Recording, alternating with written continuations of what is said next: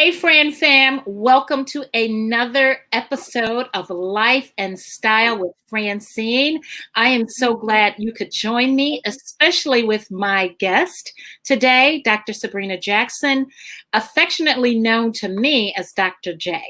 I'm going to let her give you her resume because it's probably as long from my shoulder to my toes. So without further ado, please join me in welcoming Dr. Sabrina Jackson. Hey, Dr. J. Well, hey, Francy. How are you, girl? When we start talking about, the things that I've done, I always say I've forgotten more things than I've done a lot in my career, but I will say that I received my master's degree at the tender age of 23. So I have been doing what I do for 31 years now, postgraduate school.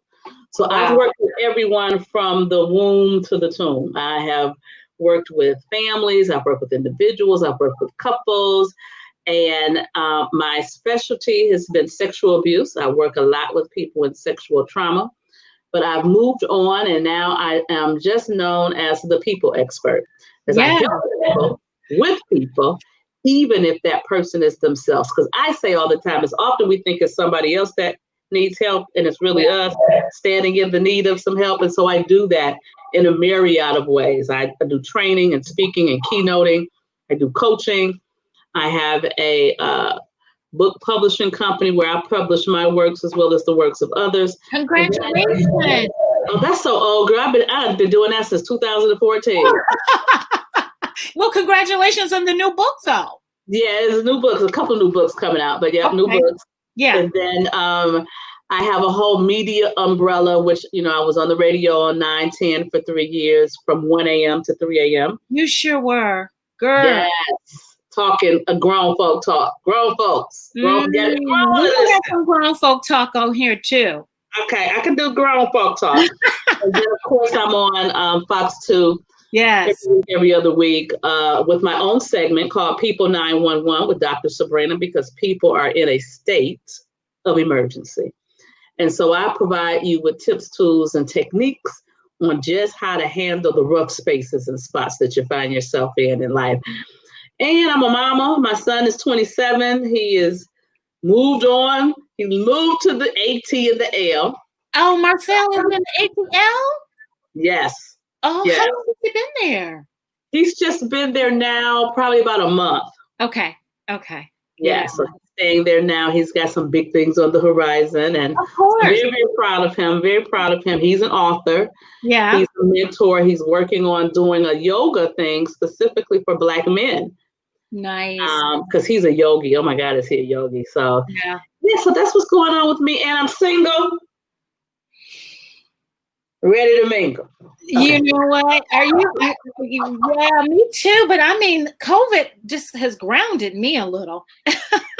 Well, you can't go anywhere. So that's the first thing. But I love the video chatting. Yeah. I love video chat, especially if I'm trying to get to know someone, because it's dedicated time. I'm not having any distractions. I'm just talking to the person. And I'm the type of person, because you are too, we're talkers. Yeah. And if I'm talking to somebody that I feel like I got to pull the conversation out of them, they're not going to be for me. Yeah. And I find that you can definitely see the nuances of people this way. You could see it's so much you can pick up versus on the phone, and not to get off topic. I remember I met this guy online, and it's like, oh yeah, let's, do video chat. I think it was FaceTime or whatever, Marco Polo. I don't know. I can't remember, but he declined. Red flag. I can't talk to you. I can't talk to you if I can't see you. Red flag. Because to me, that says that you are not who you say you are. Exactly. So I think I was about to uncover some catfishing.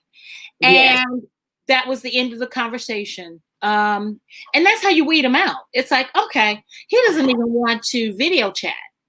I say that there are some do's and don'ts to online introduction, because I don't even call it online dating, because you really don't date online. No. It's just simply an introduction tool. And so there are some key things that people, especially women, should know about these men. There's a couple of scams going around that they have the same. Talk about that, because we're going to get into, because I think we need to talk about what we're going to talk about, but this is all part of it, because we need some release.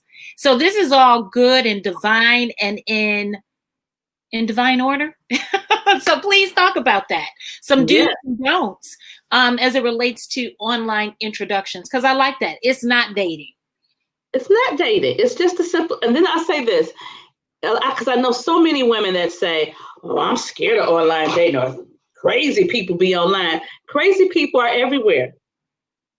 You can meet them at church. They still crazy. So I've met a few. Praise the Lord. So please stop saying that. And so what I tell women is that you really need to make sure that you have a standard. That if you're going to meet someplace, you're going to meet someplace public.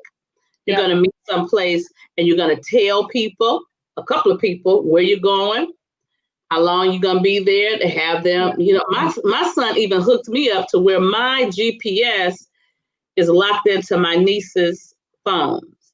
Oh. So if I am someplace, they know where I'm at. Sure. I'm by myself most of the time. I'm single. That's good. You have to learn how to use this technology for our benefit, and not be scared of it, because that's how the enemy wins, is when we're scared and then other people aren't, then they use it against us. You can't use it against me, boo-boo, because I know it. Yeah.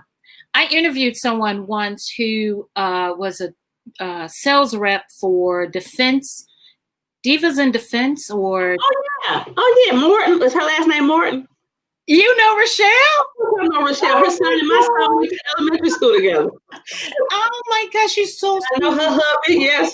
Oh my goodness, such a small world. So I saw her at Triumph Church, and I said, "Oh my God, I have to interview you," because I was so just taken with the tools that can protect us. That bracelet. It's a bracelet. With all the different things on it, come on, baby. So many things that were just at our disposal, that are non-lethal. Yes. First. Yes. If I can avoid using a lethal weapon, cool. I would rather do that.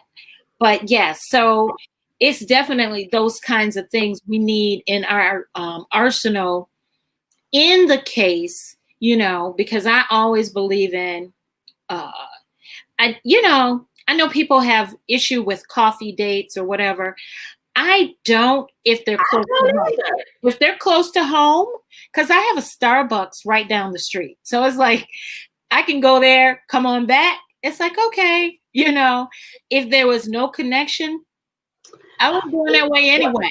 But I think the other thing that we have to be mindful of is that just like women have had shenanigans played on them, men have had shenanigans played on them too. Absolutely. So they come with a guardedness as well. So we can't expect them to be all in when they've been damaged and they've been hurt. Absolutely. So we need to approach this thing both from a space of wisdom. Yeah. And having wisdom means that you are going to be empathetic to their plight as well as yours. So it doesn't mean anything to me that he says, well, no, I ain't ready to take you to dinner, but we can meet for coffee. Okay. Yeah. Because I've had people say, women just, I've heard people say they just want a free meal. It's like, but it's not really free if I got to sit through some toxicity. It's not free. So coffee is a little bit more expedient, and like I said, there's a coffee shop down the street from me. I've gone there and probably was out of there in 45 minutes and back home, and if it was going well. And if they're weird, and if they look weird, if they look different than their profile picture, you don't have to sit for a whole dinner. Yeah.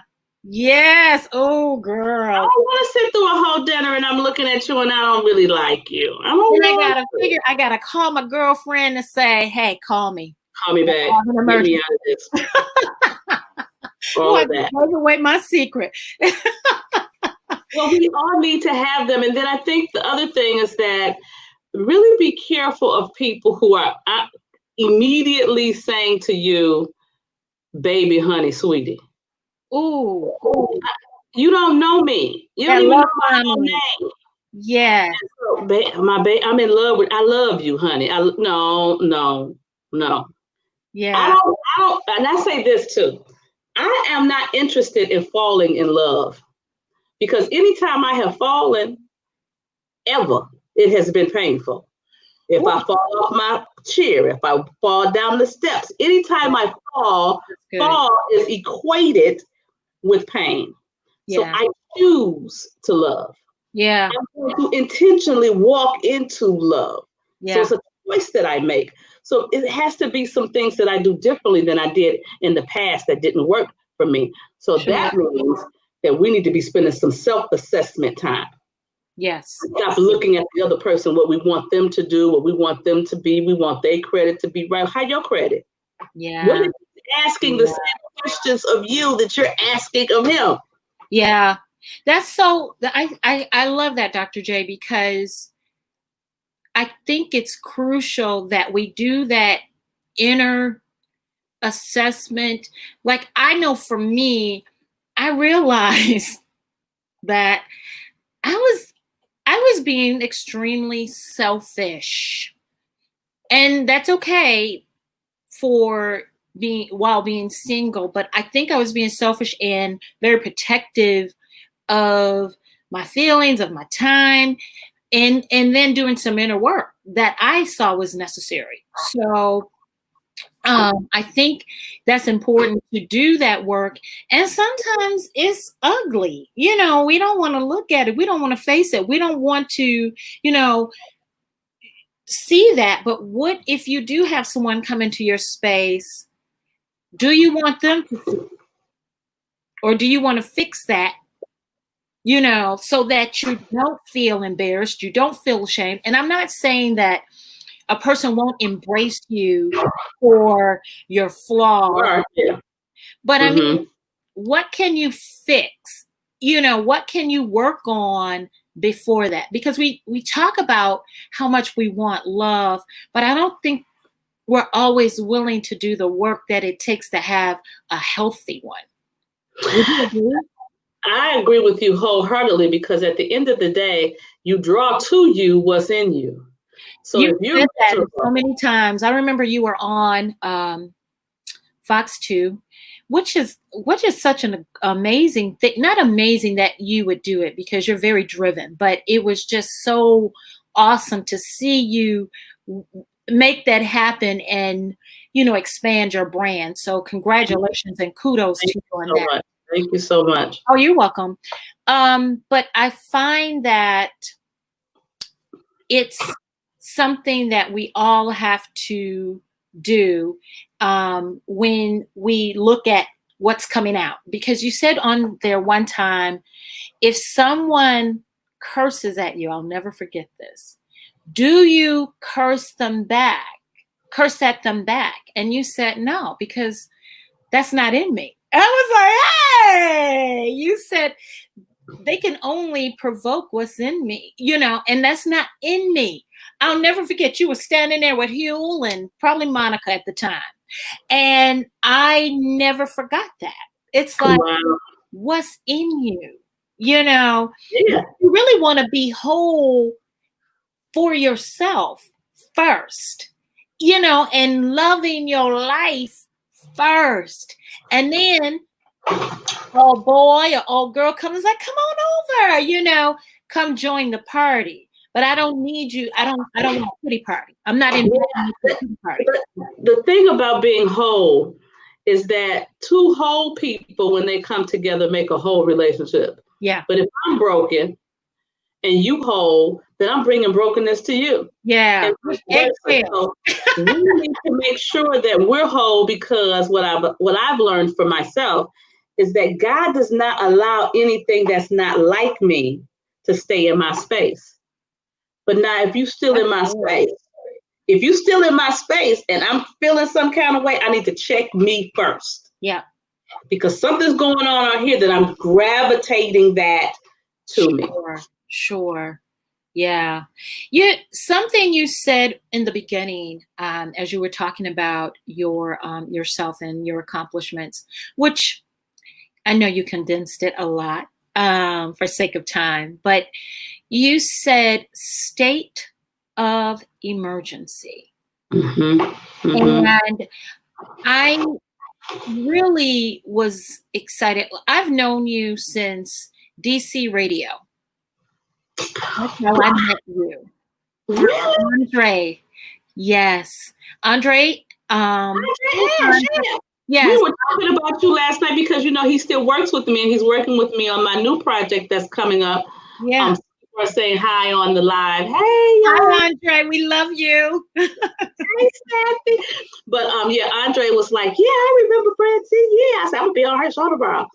Yeah. So, that's how because Andre, first of all, he is I love him. Professional. He is just amazing, isn't he? That everything he has coming to him is well deserved. Yes. He's a good, but good guy, just loves this business. This business. And knows it inside and out. It inspires me to, you take these young people and let them inspire you. Don't be intimidated. Use them. I do. They my team, baby. They the team. Put them in your team. So, but Andre called me to be on your show, and that's how we met. And then went to dinner at the. It was a wonderful time. We had so much fun.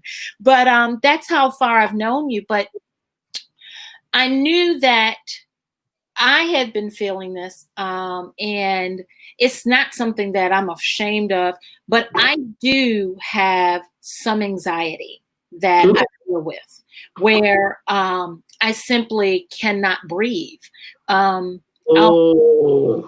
It's like, you guys, you smell that? And it's like, what?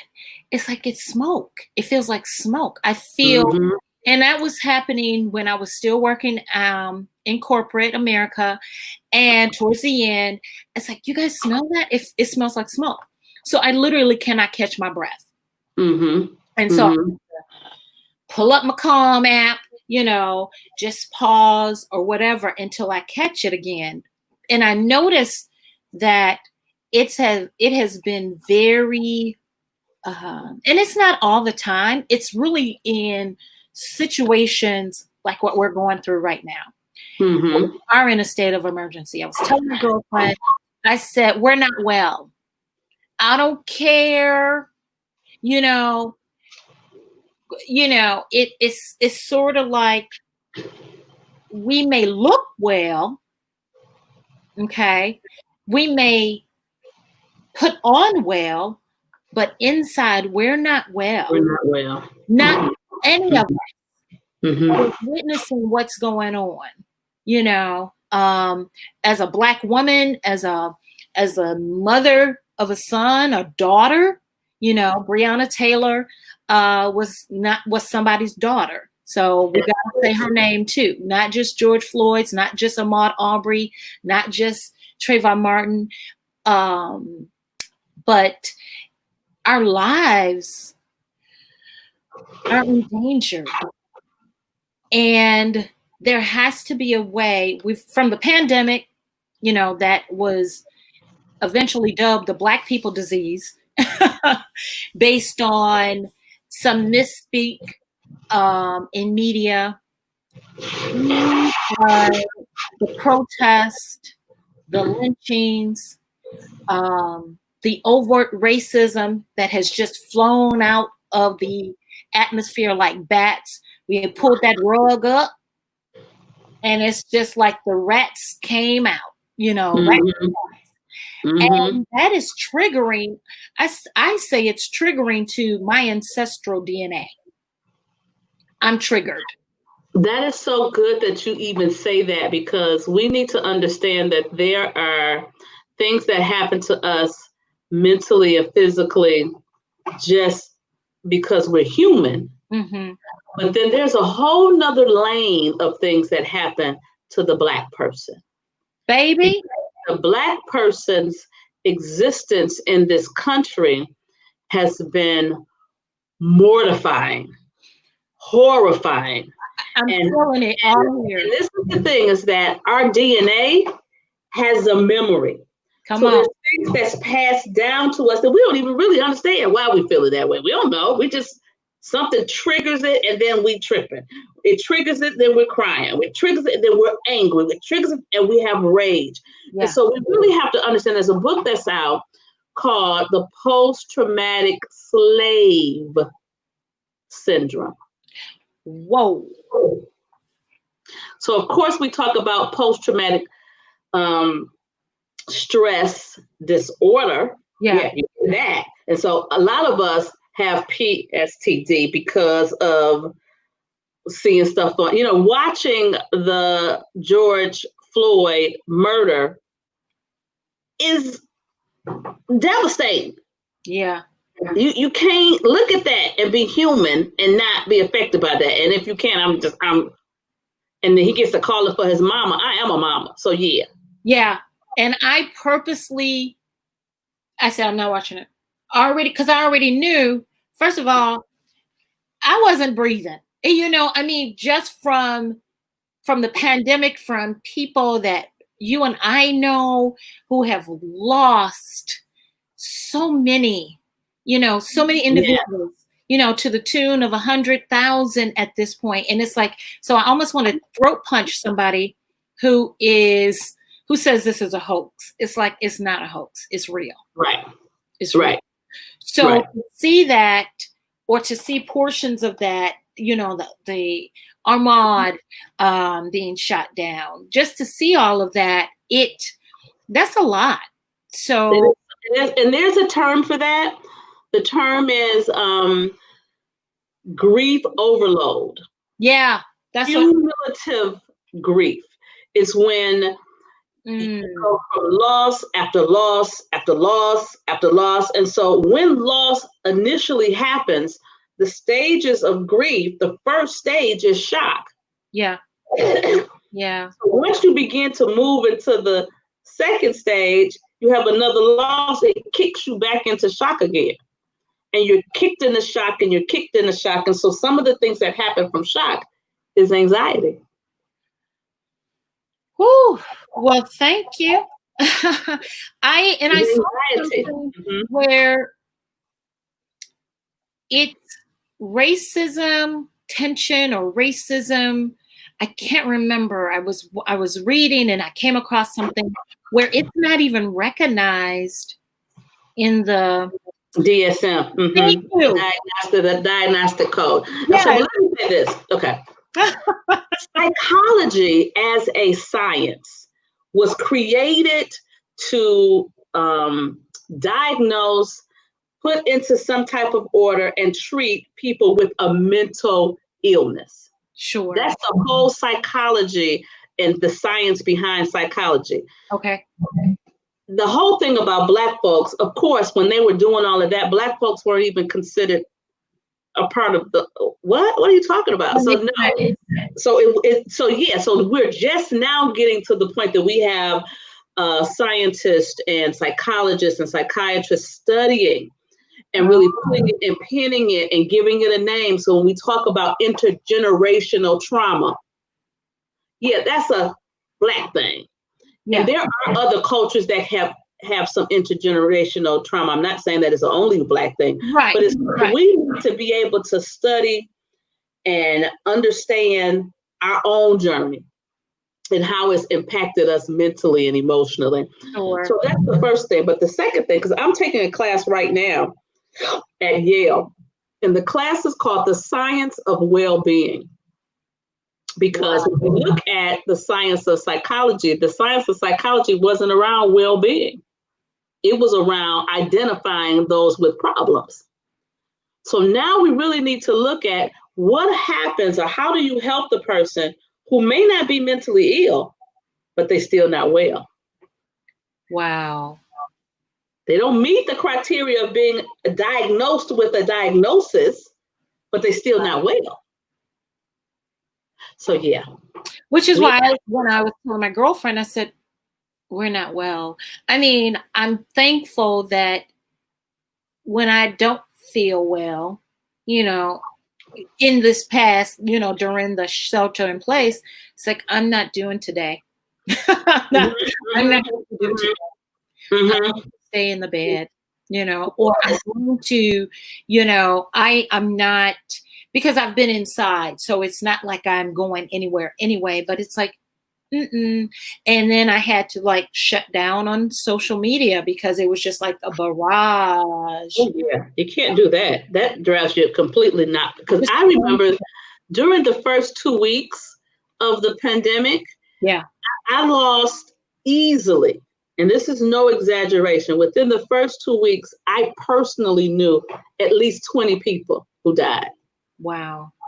And one of them was my grandmother. I lost my grandmother on March the 28th. So I'm busy helping everybody else, talking to everybody else, doing coaching, you know, responding to corporations who were calling me saying, could you just kind of come on and talk to our staff and give them some hope? And so I put together a piece called Creating Magic During Times of Uncertainty. Magic is an acronym.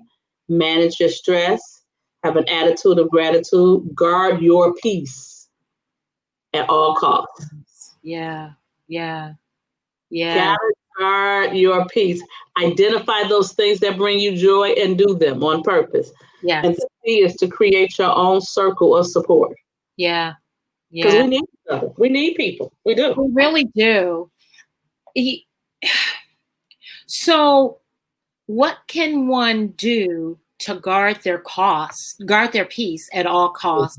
Outside of, you know, logging off, coming off social media, you know, as much as you know, it's kind of like a necessary evil to some degree because you want to stay informed, you want to be plugged in, but at the same time, I want to breathe. Yeah, you got to be able to breathe. So yeah, of course, the whole intentionally logging off, not watching the news 24 hours a day. You can't turn CNN on and just watch CNN all day. You can't do it. Yeah. Also, you need to turn your notifications off because even if you're not watching, but the dings keep happening, then you'll go in. Yeah. The other thing is that you need to surround yourself with people who are speaking light, love, laughter, because what happens is because other people tripping, they draw you in. So you might have said, "Oh, I'm not doing today," and so you done got you sit there laid on the couch, you done watched your favorite comedy, and then somebody call you, "Girl, let me tell you what happened," and they pull you back in. So you can't do that. You have to be able to, and let me say this, one of the things about guarding your peace is to know what peace feels like for you. Because sometimes other people's peace ain't your peace. Ain't your peace. Yeah. So understand yourself, and then don't allow other people to push you into a space that ain't your space. I remember in scripture when David was going to fight Goliath, the king was trying to give him all this armor, and it was too big for him, and he was clunking around. He was like, I can't wear this. All he needed was a slingshot. Sure. And smooth stones. So that's not what other people needed. But what God has uniquely crafted for you is uniquely crafted just for you. And so I just understand that my peace, what I need for peace is for me. And so it may be music, it may be watching a comedy, it may be listening to some Cat Williams or whatever I like that brings me joy and makes me smile. Because when you in this space of trauma, you have to seek out and look for things that will bring you back to your center of joy. And let me say, I have to interrupt real quick. Hi, Lynette. Hi, Staffy. And Mr. Alex Kimbrough, hi, queens of the internet. He said, Dr. Sabrina Jackson is everywhere. And she's with me right now, Alex. So I'm very, very grateful for that. That is my brother, my big brother. I'm so glad to see. Matter of fact, Alex, right here, I am so glad to see your name pop up. Yes. I really am. I really am. We were praying for you, brother. He sure was, baby. For real. Now, that was one time I was tuned in and it was like, before I shut this down, let me say a prayer. And please, please, please give Roz a hug from me. Absolutely, with her gorgeous self. Oh my God. Congratulations on your son graduating. Graduating, yes. Yes. But yeah, that is something that I've noticed for the both, like we're both in media. So I know I'm always, just as a journalist, I was taught updated, related, and relevant. So when I have guests on the show, I really want it to be timely. I really want it to be, people that can speak to, this can be a vehicle. So when they are tuned in, it's kind of not a distraction as far as you're distracted and you don't know what's going on, but it's some good. I mean, we talked about dating and love because, at the end of the day, we all want love. We all want love post-COVID and pre-COVID, right? And during COVID, but with some guidelines. But I think, posting, it's like I see the news come through and it's like sometimes I want to post something and I don't even want to put it on my wall because it's like social media self-care. It's like somebody else is posting it. I'm going to post something frivolous, whether it's a print, I love prints, a printed dress or, something that speaks to the other. That's my piece. It's like, let me go shopping. Even if I only go window shopping, virtual window shopping, let me do something like this, doing this. And I know this was God. It's like the gate is open, but I knew this was an opportunity for me to basically save myself. This was something in the works for the last 2-3 years. Dr. J, I want you on the show. When I started doing this in 2018, and it's like now, a couple of times I didn't have anybody going, that day. It's like, man, I miss it. It's like work it out, where I wanted to do it. My girlfriend was like, you want to do this every day? I said, yeah. She said, oh, I said, yeah, like I could do this every day. It's like breathing, as Oprah would say. So you're absolutely right. When you say find what works for you, somebody else may feel the need to constantly be the informant. I don't. And I'm a journalist, but I don't think it's my response. First of all, that nobody's paying me to post all that. Let me say that. But it's also my duty to discern, first of all, take care of myself, and then to discern how much do I need to digest. And how much do I need to post on my individual page? First of all, I'm going to see it, So that's why a lot of times I won't even post things that are related to all the trauma at the house. It's like I don't want to see that. I don't even open it. And I get stuff all day long and I don't even open all of it. I just can't. But I feel very strongly that because we're in this space of pandemic, racial unrest, violence at the ultimate spaces, that when we do tap into those places that bring us joy, we run the risk of feeling guilty about it. Because how do I laugh and giggle when everybody else is crying and hollering? Yeah. Because you absolutely, the word tells me. The Lord is our strength. Yes. And the word says laughter is medicine for the soul. Everybody needs a dose. Everybody needs a dose. So I do everything, every day I find something that's going to tickle me.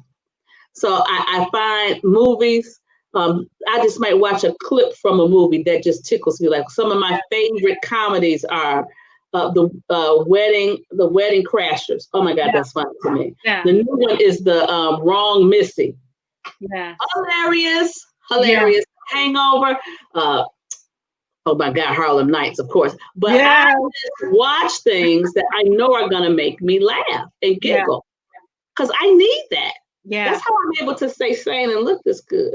I know. Well, you know what? You look amazing. You're glowing. I love it. I love you. I noticed when I find things that, what was it I watched? The Instant Family with Mark Wahlberg and Rose Byrne. And my sister was extremely tickled with me because my laughter was from a deep place, where I needed that laugh. And I couldn't stop laughing. And my sister was like, it was so many funny parts to it. Had Octavia Spencer, who had this really dry humor, it was just, even thinking about it, it was so funny. And it's like, I think I'm going to watch that again because I think you should. So I want the people watching to think about the last time that you giggled till you almost peed on yourself. Yes. If you think about that, it immediately makes you laugh because whatever it was that made you laugh that hard is going to make you laugh again. Yeah, that's good. I laugh. I know there are certain parts of movies that when I saw them, it was so funny that it like took my breath away. I could not stop laughing. So I had to go back and watch the movie again just so I could see that part because I was laughing so hard I missed what happened afterwards. Yeah. So yeah, I want people to tap into that space of joy. And the thing about it is we control it. We control it. We really do. I don't have to have someone else come over to make me laugh. No, I crack myself up. That my family is like, don't mind her. She's laughing at herself. I mean, I think thank God for that gift to do that. But I crack myself up. Talk a little bit about people who are going through, you, especially from you're experiencing it, where you've lost someone, several people, and my heart bleeds, because I know what loss feels like. However, I would hate to have lost my mom or somebody through this, and then it might be a little harder to laugh. Talk about people who are going through the loss and the withdrawals, and you got all this, it's like, when am I going to grieve?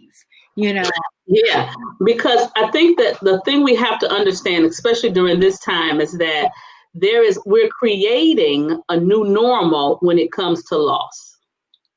And we've been kicked into it without, I always say some things God takes us kicking and screaming. We don't want to go, but we got to go. So when I lost my grandmother, it was early during the pandemic. So it was early when you couldn't go to the cemetery. You couldn't, we couldn't really do anything. So we literally one morning went to the funeral home. We stayed in there with her body maybe 20 minutes. And that was the first time that I ever took a video so that my son could see it and my brother who were out of town. Because it really didn't make sense for them to fly home and spend money when we weren't going to have a service. Yeah. And so I took video and all of that for them. And then and then while we were doing that, the man came and said, okay, we got a 9:00 appointment at the cemetery, but we got to go. It was so impersonal. It was so horrifying. So when we got to the cemetery and we did a little prayer and then we left, I cried so because I felt like we did not lay her to rest. Yeah. I felt like we threw her away. Yeah. And that's a horrible feeling. So I'm sure a lot of people are feeling that way. feeling right now, that guilt, that, and you can't tell anybody to, oh, suck it up, buttercup. Oh, no, not at all. And please don't, because if somebody were, I think I might blink out a little. It's still in me, Dr. J. Some of that's in me. It's in me where it's like, yeah, I might check you. I might take the earrings off, put my Vaseline on. I mean, because grief is such a very personal thing, and what I resent when people tell others how to do it. Mm-hmm. So I imagine there is some guilt associated with, because that's a tradition for us. Hey, Bliss. We couldn't have people over, so I didn't get no chicken, no. That's part of it. Yes. No, nothing. Yes. We didn't even do an obituary. Oh, wow. And I am the obituary person for my family. Wow. I did my father's, I did my mother's, I did my brother's, I've done other people's, because what I do when I do an obituary is I think of a theme for that person. Me too. What their life was about. And then I write in that thing. So my father's was all about music. And so all the terms were musical terms. Yeah. Describe his life. My brother's was all about football. So I talked about the quarters of his life and what happened. And so my brother spent 7 years in prison. So in the obituary, I didn't say that. I said that during the third quarter, he had a flag on the play. Oh. And he sat out the game for 7 years. See. But once back in the game. Oh, that was so good. That was so good. I know. That's a writer. Like, I know. I'm like, that's hot. That was good. Yeah. So I wasn't able to do that for my grandmother. Yeah. And my grandmother was simply a helper. Mm-hmm. She was the family person that would go any place on the planet where a family member was ill and move in and help them for months. So that would definitely, Bliss says, sad sweetheart, we can have something in my backyard for your grandmother whenever your family is ready. That girl right there, she ain't gonna make me cry. I know. She recently had a loss. She lost her mother. Yeah. We were with her, and that's the other thing, is that we have been there for each other. So even though people could not come and see me, people were calling me. People were sending me texts. People were shipping stuff to me. My family members were shipping stuff to me.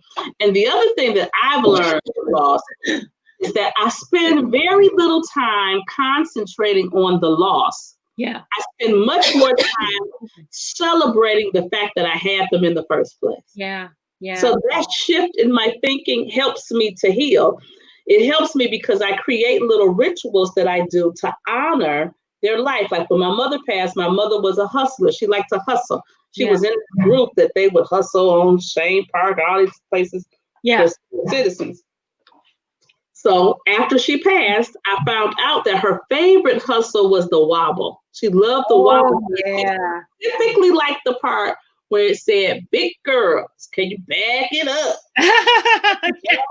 So now on Mother's Day, on her birthday, and anytime I hear that song, I am going to get up and wobble for her.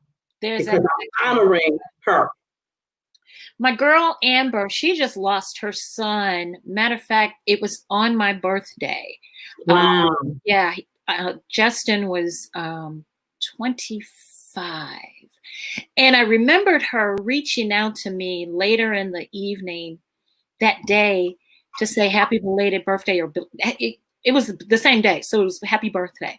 And I just thought that was so, for her to be thinking of me, while dealing with her son. Dealing with death during this pandemic is very difficult. It's almost like you have to rush through the process. You feel as though you're shortchanging your loved one and everyone else. Yeah, but But this is the thing, and I say this, and please hear me, Amber.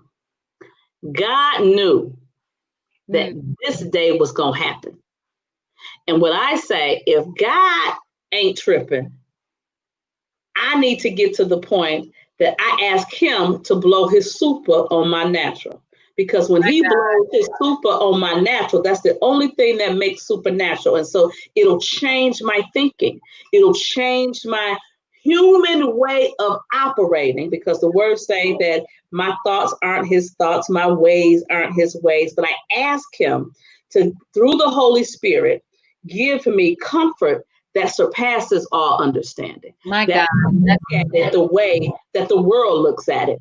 I get into my conversation with him, and I get my download from him. And so it has allowed me, because I have had the days where I was curled up on the couch like, I cannot believe that I didn't have a funeral for my grandma. I can't believe my grandma deserved. My grandmother was 94. Wow. March the 28th. On May the 4th, she would have been 95. Oh. And I just felt so bad that we weren't able to honor her. But I felt the same way about O'Neill Swanson, because I loved him and I knew him, knowing him since a little girl, and he's gone, and we haven't been able to honor him the way that you're used to honoring dignitaries and people. For real. Yes. P.A. Brooks from the Church of God in Christ. Yep. He is having his services this coming Friday. And so it's just, all of this is a new normal. But I always stop myself and say, okay, if I believe what God says, and if I really believe his word in Romans 8:28 says all things are working together for my good, not some things, not just the good things, but all things. And so he's going to use it in some manner. I may not understand it. I may not feel it right now, but I know it in my knower of knowers, that now I'm I'm at the space I'm at to help somebody else. Yeah. Because I have an understanding. That ocean. So, yeah. Oh, that's amazing. Yes. Yeah. That encourages me, even because grief ebbs and flows, and sometimes you're triggered, like the memory, you're triggered, it's like, I want my mama, and all baby. I want my daddy, and all this uncertainty, so we lost, like when everybody was like, why are you crying? First of all, I don't even watch basketball like that, but Kobe's death was indeed triggering. Think about it. This year started because Kobe's death was in January. Yep. Then we got the COVID went viral in March. Yep. Then we had the George Floyd thing happen, and now that's just kind of spiraling and keeping going. We got to keep the protests going. We got to keep the protest going. But it's 6 months in, and this year is a totally different thing. And so I remember at the beginning of the year, a lot of ministers were preaching and prophets were saying that the 2020 is the year of vision. Yeah. Clear vision, because 2020 means you have perfect vision. So maybe it was time for us to see some things about ourselves that we don't really like. Yeah. That's prophetic, because I had that same feeling, and I know it was God. It was like on March 23rd, I said this. I said, God, this pandemic is going to magnify who we are, like money magnifies who we are. It's going to magnify. Some stuff ain't gonna be pretty, and that's an opportunity to work on that and work on those things if you choose. Now, I'm not saying that I don't think you necessarily have to write the War of Peace or start a business. And if you feel that in you as a way to move through this, that's cool too. And if you feel like being on the couch, that's okay too. That's cool too. I never want anybody to feel like they should have to do one or the other. But it's definitely going to show us. And it has. It's like, oh, and you either submerge or emerge. And sometimes you just emerge just rested, because eventually you gotta, at some point find little ways, like we're talking about the laughter, the online introductions, which is a nice diversion. That's like, and shiny. Huh? Ooh, new, shiny. I like ooh, new, and shiny. So online, it's like, ooh, new, shiny.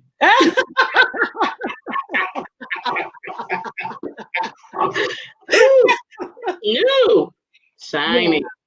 Yeah. Yeah. Have you encountered that? Because I haven't been brave enough to venture into those waters at this time. But I feel like yes, I have. I'm not going anywhere, but yes, I have. Yes, I have. I've met some people and I've done some FaceTiming and I've been doing a little flirting and, I just want to keep my chops, I want to get, you lose stuff if you don't use stuff. So I am a conversationalist. I love a good conversation. Yeah. And I really want God to know that I am open to whatever he decides to do for me in any medium that he decides to do it in. So I don't limit God. I always say, when we say stuff like, I ain't doing that. Well, what if God say that that's how he coming? Yeah. You know what? I'm so sorry, Dr. J, because, I could probably have you on forever. And I know I got to bring you back. I just have to. You were talking about the pastors and the preachers talking about the year of clarity. And I didn't want to get to that point, but it got me to thinking like, yes. So I was in the flow spiritually, and that just pleases me because I know God is directing my steps, as So what were you going to say about clarity, the year of clarity, and how this it's bringing us to our knees, that's for sure. Yeah, but sometimes the things, okay, have you heard the thing about the birth of a phoenix and how a phoenix bird is a mythological bird, but it has to burn. Something has to burn to ash.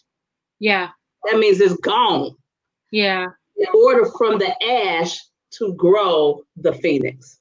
And so sometimes God has to take something totally away. Take our comfort away, take our understanding away to make us, direct us to totally depend and rely on him. And when we do that, because the word tells us to lean not into our own understanding in all our ways to acknowledge him, but oftentimes we don't because we think we got it. We think we know it. Oh, I got that. That's what I do. Boo, boo, boo. He's like, oh, okay, really? That's what you got? Oh, okay. Let me see how you deal with this one. Let me see, do you turn back to me now? Because that's where clear vision is. Clear vision is when you are walking in faith. And faith means that you're walking blind. Ooh. Yeah. Yeah. You're not relying just on what you see. Because if you're operating in sight walking isn't faith walking. Right. Faith walking is seeing something that ain't there, but know it's there. So as we're looking at the things that we need to change, the things that have been uncovered, that we need to change, the things that we need to change about ourselves, about our community, about just how we treat each other. Sure. Because I heard someone say just today, you know how Black businesses are. They don't take care of business because we have this mindset that says if it's white, it's right. And that's gone through history. But that's gone through history because of the Willie Lynch letter. Yeah. So if people don't even know and have the education, they don't even know what they're doing. So this is an opportunity to shine that light, to get that clarity, so that we can make the necessary changes. Do you see this as an opportunity for Black businesses to change that perspective? Because, sometimes people make that statement based on experiences. Oh, and yeah. unfortunately, everything falls under that when it's like, wait, no, I'll call you back. I had somebody say, if you call and and I want your business, I'm going to call you back. Exactly. One of the things that I say all the time is that the number one reason why people fail at anything is coachability.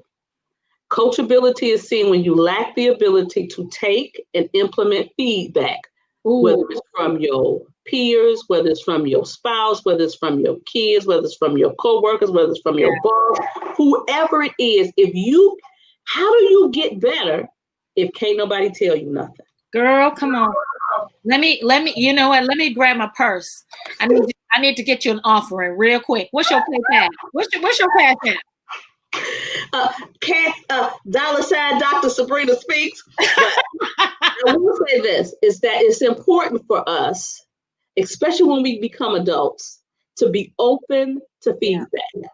Because, and this is the other thing, we have to separate how it's said to what is said. Right. Because the person saying it may not have the eloquence of how to make it sound sweet.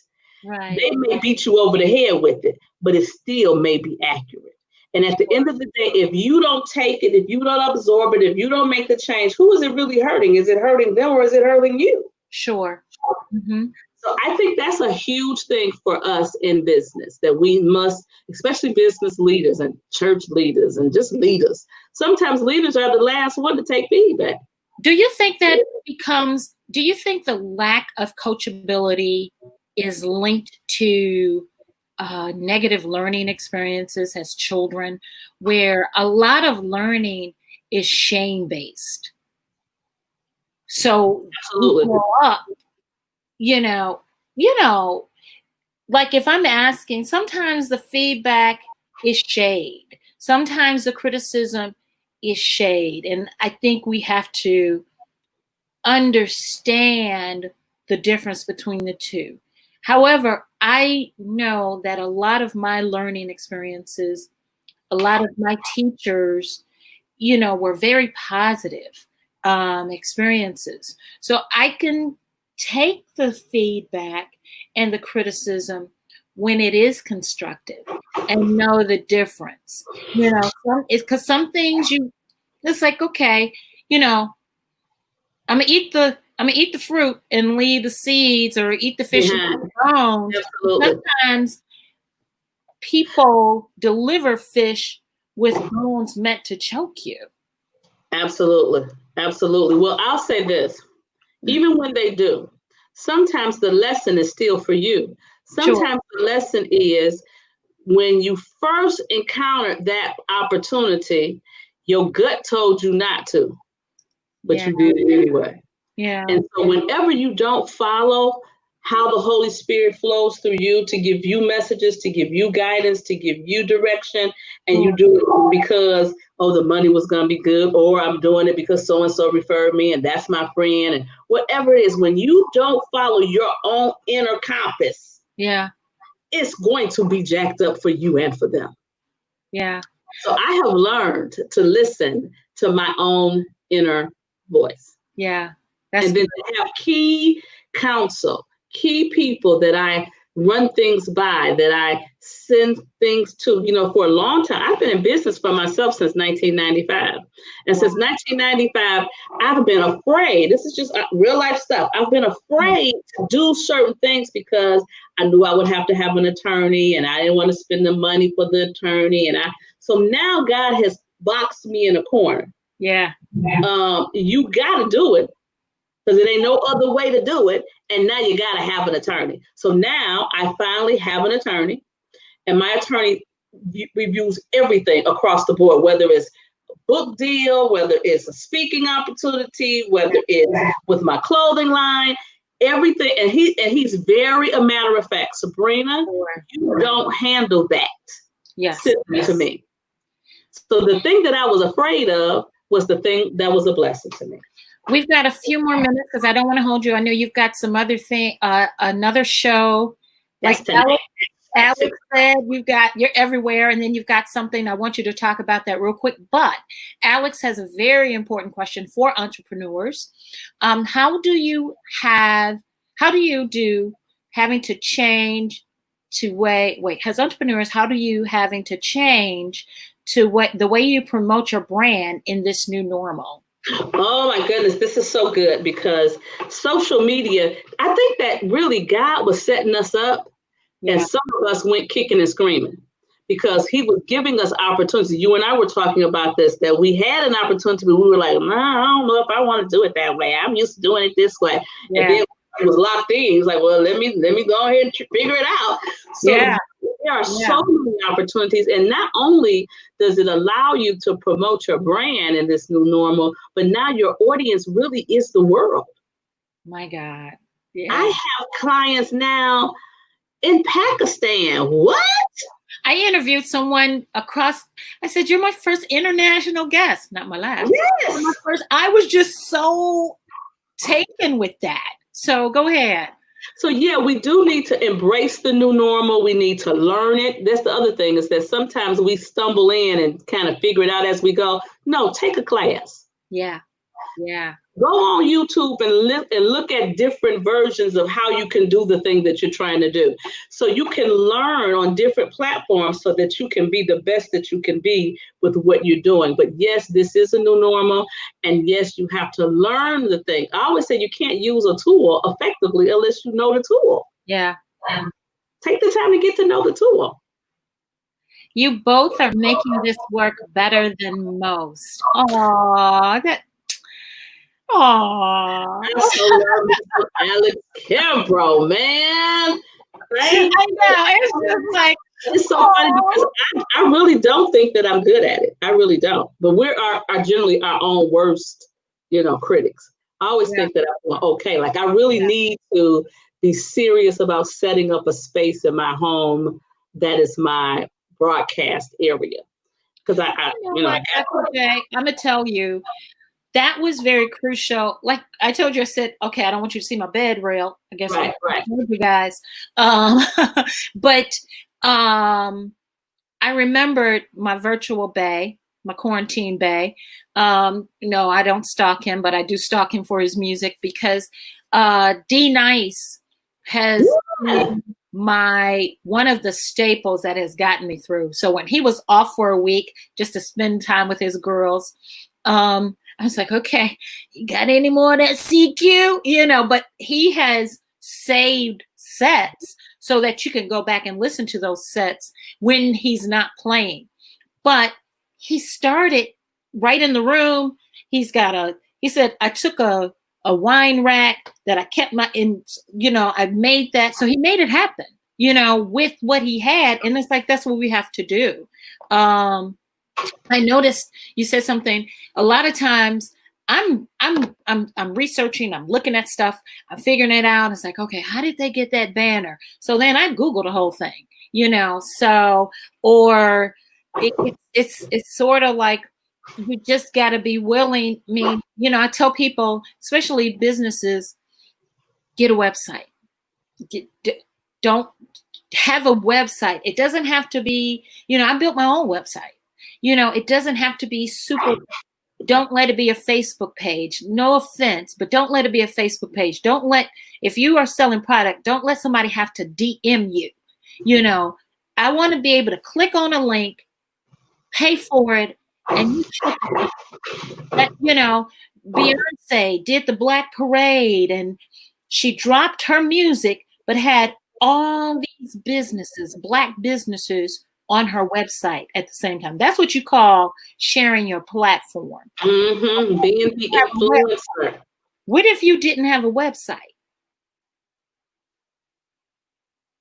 You gotta have the business acclimate and to be a business. I say all the time, it's people out here that's selling hair, selling body butter, selling, and are not an official business. So really, you're not in business. Yeah. You need to be in business that you can have a record of what you do. So when you spend money, you can give someone a 1099 because that's who you've been spending your money to get your bottles or to get all those stuff matters. Yeah. So you have to take the lessons. And so I know for me, even though I've been in business all this time, I am still taking classes. Absolutely. I mean, they're free. A lot of these classes are free. Right now, yes. Right now. What did Alex say? Time for the men show Zoom meeting. Time for the Sabrina Jackson on-camera web book. Read to us. Time for the Francyne Walker on-camera web book. Only if you tell me how to do it, Alex. You got to help me. You're the producer. You're the director. We need your talent. No. You are the Emmy winner. I'm just saying. I'm not. I don't have Emmy. Hey, I'm claiming the Emmy. I'm claiming one. So it's in I have an Emmy. Alex, you do. Could you help a sister? Yes, we're claiming it. Maybe if you blow your super on it, then we can get an Emmy. Yeah, but it's time for the web. Okay, that sounds like a business idea. It does. Don't you love how they happen all you know, just organically like that? Organically. You know, I don't want to keep you, but I knew this was a long time coming, but I think it was right on time. We are both producers. Amen. We are. And you are the director. Yes. Because I'm telling you, I've been saying since I came out of J school, I want to host, write, and produce. It's like, well, maybe I just want to executive produce. Yeah, because it's like writing. And it's like, okay, I got to send this out. But what else? What's your final words before we let you go? Although we want to keep you, but what's your final words, Dr. J, for my Life and Style with Francyne viewers who have been popping in and out, because so many gems. And of course, this will replay and will be available on YouTube as well as Facebook and my blog, francynewalker.com. But it's 3 different places. So I always want to have presence everywhere so you have access anywhere and everywhere. So working on the Instagram, trying to figure out how to do that. I just got to read up on it and Google it. Like, I'll Google the whole question. I will put the entire question. Yep, I will too. How to do Instagram post with post video, and there is a way. But yeah, so it's definitely great show. Bring her back. There's more to hear. Yes, I will, Alex. I appreciate that coming from a director. He said, bring her back. So what's your final words as we close the show? Well, my final words, I think that I want people to know, one, they can reach me on my website, sabrinajackson.com, or if they want to purchase any of my books, drsabrinaBooks.com. That's just for books. That's the only thing that's books. But I want people to make sure that everything that they do, they care. And CARE is an acronym. The C, I've been talking about it already. You need to be coachable, because how do you get better? Can't nobody tell you nothing. The A is that you need to have an attitude of gratitude, because what I've learned is that if you're complaining, you can't be thankful. But if you're thankful, you can't be complaining. Yeah. And then the R is that you need to be righteously responsible. Own your stuff. If you did it, say you did it. And that way people can't use it against you, because I'll be the first to tell you what I get wrong. Oh my goodness. And then the E, I used to say embrace excellence, but I learned if you embrace it, you can let it go. So now I say embody excellence, because when you embody excellence, you bring your A game to every game. Oh, and that's the best game to play, baby. Oh my God. Thank you. Everything certainly happens in decency and in order and in divine time. And I think, like I said, we've been, I've been approaching you for the last 2-3 years, says, okay, you're going to be in the show. Matter of fact, you were still doing radio. And it's like, that's what we're going to do. We're going to do tag team. You're on my show and I'm on your show, because that's what we do. So I appreciate this time that you've taken, first of all, because time is definitely a commodity, but I appreciate you taking the time to be here for such a time as this, because we are definitely needful of some alternatives to the trauma that we're experiencing on an everyday basis, as well as coping with, homeschooling and work and, adjusting some of us back in the workplace and having to navigate this during racial injustice and unrest. So I appreciate you coming on and giving so many gems. And again, I know we got to have you on again and just talk about some other stuff, because it's just a plethora of things that you have in your arsenal, from the coloring and, just on businesses alone, we could take a whole hour just talking about businesses, because I want to see Black businesses thrive. I want to support, absolutely, because we can have a virtual Black Wall Street right now that can never be torn down if we create that. But we need, people like you in those business leaders' ears. It's like, you don't have to stay a small mom and pop. And if you do, you can be a small mom and pop and pass it on to as a legacy. And then somebody else takes it and runs with it. One of your mom and pop, your sons takes it, or your daughters, they take it, run with it, and build it. So I definitely enjoyed having this conversation with you, and thank you, my viewers. Thank you, and we will talk to you soon. Thank you. Have a good one. Bye-bye. Bye. Hey guys, thank you so much for tuning in to Life and Style with Francyne. I love Dr. J. She certainly brought some gems, and I hope you will definitely take a chance or take a moment to do a replay.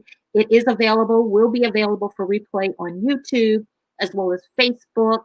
And if you'd like to be a guest on Life and Style with Francyne, just drop me a line at lifeandstylewithfrancine@gmail.com. That is life and style with Francyne@gmail.com.